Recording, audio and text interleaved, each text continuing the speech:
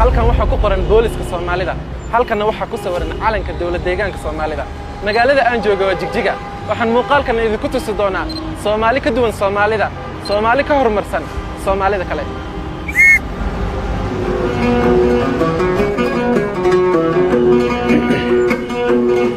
hiifinaabo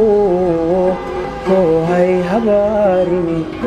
kama harin khayrkii anigoo horeeyo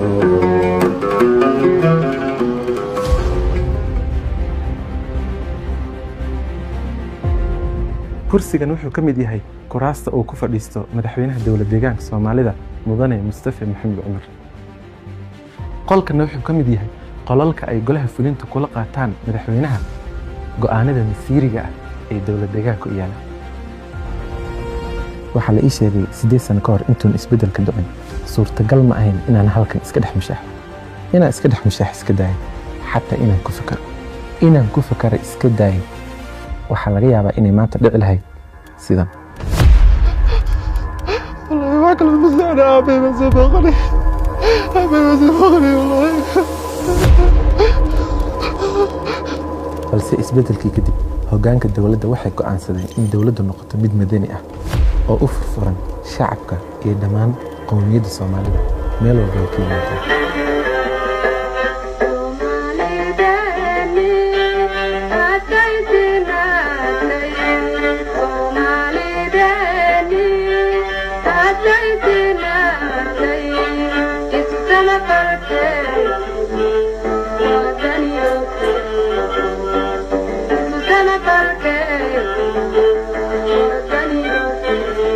qasrigan quruxda badan waa madaxtooyada waana meel looga arimiyo in ka badan 8 milyan oo qof oo Soomaali ah oo ku nool dawladda deegaanka Soomaalida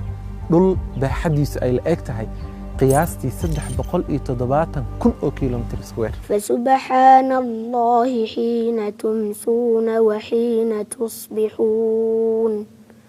وله الحمد في السماوات والأرض وعشيا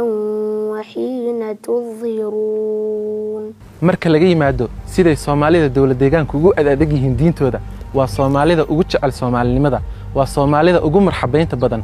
Soomaalida kale marka ay marti u noqdaan muhibbada ay Soomaalinimada u qabaan waxaad ka arki doontaa ereyada heesta calankooda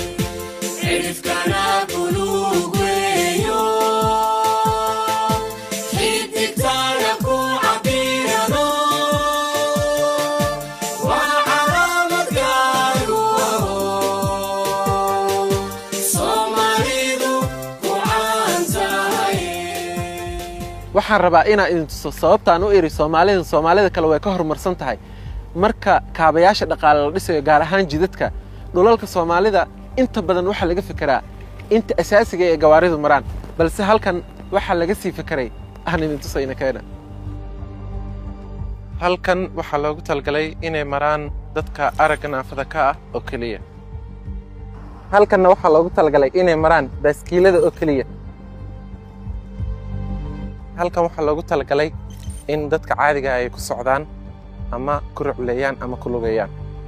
dabcan halkan waa jidkii loogu talgalay gawaarida caadiga inay maraan markaan ku leeyahay gawaarida caadiga waxaan rabaa inaan idin tuso bajaajta sida loo maamulay iyo meesha loo asteeyay kuwa aan caadiga ahayn waa bajaajta mar waxay noqotaa mushkilad marna waxay noqotaa xal magaalooyinka Soomaalida qaarkood waa laga mamnuucaa taasoo keenta in dadka dhaqaalaha yar ay ka faa'iideysan waayaan isu socodkan uu fududaan waayo magaalooyinka qaarna way isku sii daayaan taasoo keenta jaam iyo inay bilic xumada ka qayb qaataan laakiin magaalada Jigjiga xal macquul ah loo keenay waxa la sameeyay waxa loo diiday wadooyinka waaweyn ee asaasiga inay maraan kaliya inay gooyaan baa loo oggolaaday waxa kale oo loo fasaxay wadooyinka faracyada isku xira wadooyinka waaweyn ee magaalada inay mari karaan sidoo kale waxa la sameeyay xal macquul ah oo la yaab leh oo aan la jeclaan lahaa magaalooyinka Soomaalida kalena in ay sidaan sameeyaan inkastoo aan wadada si official loo furin haddana halkan dhinacan waxa loo sameeyay inay maraan bajaajyada halkan waxa loo sameeyay inay maraan gawaarida halkan waxa loogu talagalay dadka inay maraan sidaas oo jidku waxa uga wada faa'iideysanaya isku mar gawaaridii bajaajyadii iyo dadkiiba waxaana yaraanaya jaamkii magaalada ka jiray wadadan aad arkaysaan waxay dhex martaa magaalada Jigjiga waxa lagu qiyaasaa dhererkeeda 7 kiiloomitir balaceedana 40 mitir waxa ka faa'iideysta dadka baaskiilada iyo gawaarida waa saddexaad oo sii socda iyo saddexaad oo soo socda sidoo kale waxa jirta isla wadadaas oo kale wada la dhisayn ah oo laakiin 3 kiiloomitir iyo bar dhererkeeda lagu qiyaaso inta kaliya kuma eka 13 wado oo faracyo ah ayaa magaalada loogu talagalay inay isku xiraan iyo sidoo kale wadooyinka asaasiga ah inta kaliya kuma eka waxa jirta wada lagu magacaabo Soddonka oo magaalada ku soo wareegta oo la rabo inay magaalada geliso intaas kaliya kuma eka waa wajiga koobaad oo qoriya waxa iman doonta wadooyin kale oo hadda gacanta lagu hayo lana xarig jari doono dhawaanadan quruxdan hadda idiin muuqatay waxay ahayd 2 sano ka hor kaliya nashqado qorshayaal iyo ballanqaadyo qoraal ah oo uu bogiisa ku daabacayay wasiirka madaxtooyada dawlad deegaanka Soomaalida Dr. Xuseen Qaasim waxayna qayb ka ahaayeen mashaariic uu hagayay madaxweyne ku-xigeenka dawlad deegaanka Soomaalida Mudane Ibraahim Cusmaan balse markan riyadii waxa ay noqotay run aan indhaha laga qarsan karin dawladdu halkan kuma eekan oo kaliya inay jidadka ka fakirto meelihii ay mar lahaayeen dadka halkan waxa loo diyaariyay meeshii ay ku nasan lahaayeen meeshii ay ku raaxaysan lahaayeen meeshii ay maacawda iyo jawi ku qaadan lahaayeen waxa kale oo loo dhisay garoomadii kubadda ay ku ciyaari lahaayeen kubadda cagta basketballka iyo waxyaabaha la halmaala shacabka intaas oo kaliya looguma eekeen ee waxa loo dhisay goobo ay u soo dalxiis tagaan una soo damaashaad tagaan meeshan aan joogo waxa la yiraahdaa Shabeelle waa meel ay dawladdu u dhistay oo kaliya si loogu soo dalxiis tago looguna soo damaashaad qaato markii hore halkan waxa moodayay mudulo yar meel yar oo nashqada oo kuma camal oo kala oo loogu talagalay in la sawirto dusha laakiin markaan hadda gudaha soo galay waxaan arkay meel aad u weyn oo wax walba leh meeshii la seexanayay sariirtii meelihii lagu qadeynay meelihii qolkii fadhiga meelihii lagu shiray baraagihii isbaagii waxaan ku yiraahday wax uu qof u baahan yahay dhan meesha uu fiin ka heli karo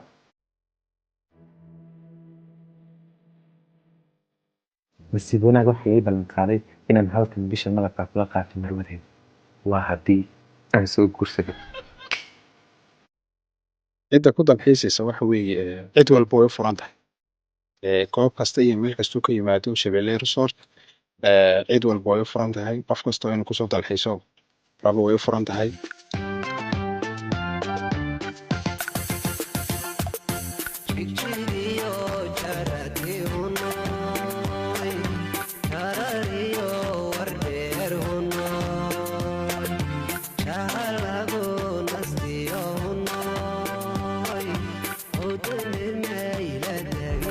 waxaan rabaa inaan idin sii tuso Soomaalidan waxay Soomaalida kale uga duwan tahay marka la joogo waxbarashada laga soo bilaabo heer dugsi hoose dugsi dhexe dugsi sare ilaa iyo waliba heer jaamacadeed qofku wuxuu wax ku baranayaa si bilaash ah hal fee ah lagama qaadayo inta waxbarashada ku jiro sababtaas waxay keentay inay noqdaan ardayda dugsi hoose dhexe dhigata in ka badan 800 oo kun oo arday ardayda dugsi sare dhigatana ay noqdaan 100 kun wax ka badan ardayda jaamacadaha dhigatana ay kumanaan kun oo arday noqdaan jaamacadan hadda aan joogo waa jaamacadda Jigjiga waxa dhigata in ka badan arday lagu qiyaaso 17 kun oo arday dhammaantood waxa wax ku bartaan si bilaash ah markaan kula yeesho Soomaalida kale ku duwan yihiin ciyaar igama ahayn hadda waxaan joogaa magaalada Goday biyahan waa biyihii wabiga saasay u wasakhaysan yihiin oo ay nadiif aysan u ahayn oo la cabi karin la isticmaali karin waxa soo gaarsiiyay heer biyuhu ay noqdaan biyo la cabi karo oo la isticmaali karo oo nadiif ah dadkan waxay go'aan ku gaareen inay ka faa'iideystaan khayraadkooda dabiiciga gaar ahaan wabiyada iyo togaga maraya waa bilow fiican oo ay Soomaalida ugu duwan yihiin oo aan jeclaan lahaa Soomaalida kalena in biyaha wabiyada iyo roobabka ay ka faa'iideystaan oo sidoo kale ay yeelaan عندما شعيل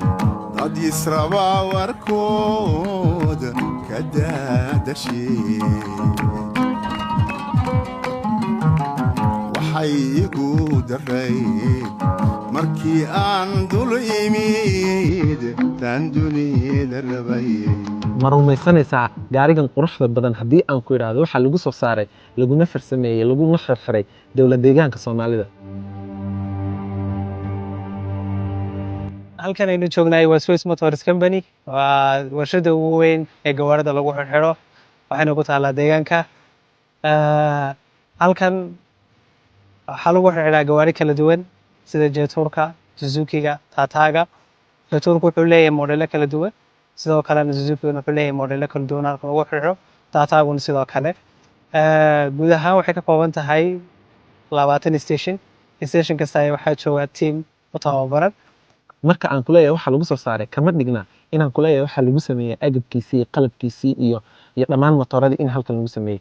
iyagoo furfuran ba inta la soo qaado ba waxa la keenaa warshadan kadibna bilow ilaa iyo dhammaad waxa farsameeyo oo xirxira wiilal Soomaaliyeed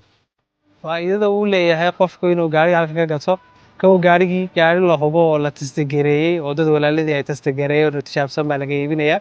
anything kasta uu dareemo ama wax kasta uu u baahdana meel alaala meesha jooga loogu tagayaa oo service-ka ka duwan service-yada kale helayaan marka gaariga la dhameystiro waxa loo suuq geeyaa Addis Ababa, Hargeysa, Djibouti iyo dhammaan dawlad deegaanka Soomaalida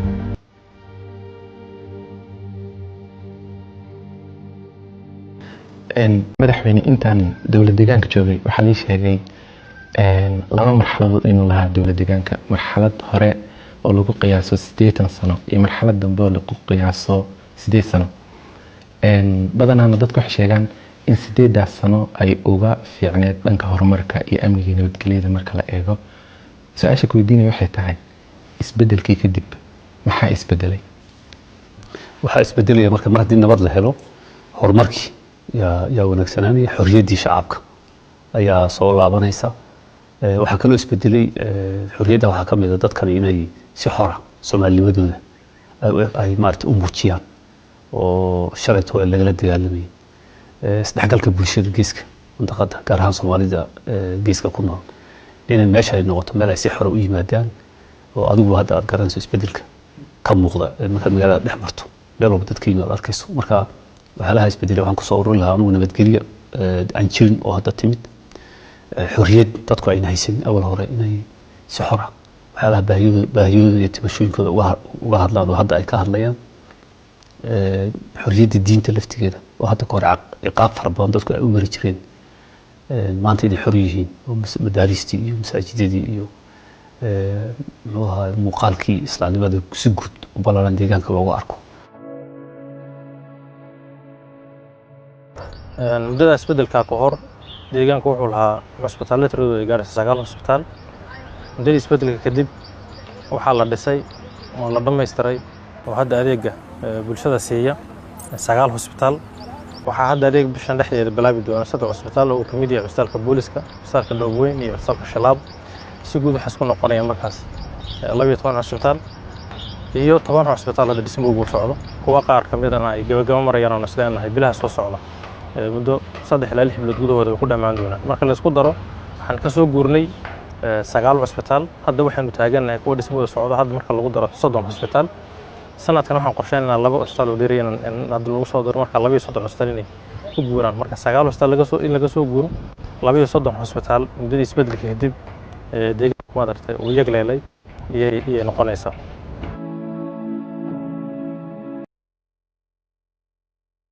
waxaa meesha ka baxday layntii kufsigii dhibaatayntii dadka ururo diimeed iyo kuwa maaragtay hubaysanba loogu magac dari jiray isu socodkii waxaa la isku xiray bulshada deegaanka si guud oo maanta meeshaad rabta haddii aad tagtid meel checkpoint lagugu dhiganayo oo xageed u socotaa iyo xageed ka timid in lagu xaqiijiyo cidda aad tahay iyo shaqadaad qaban marka laga reebo jigjiga waxaan ku soo arkay amni horumar la taaban karo Soomaalinimo hoggaan aragti dheer iyo rajo jigjigaay dhulkaygaay dhagax buur shiniiliyo qabrida hartan dhiigiyo dhalashada wadaagnaa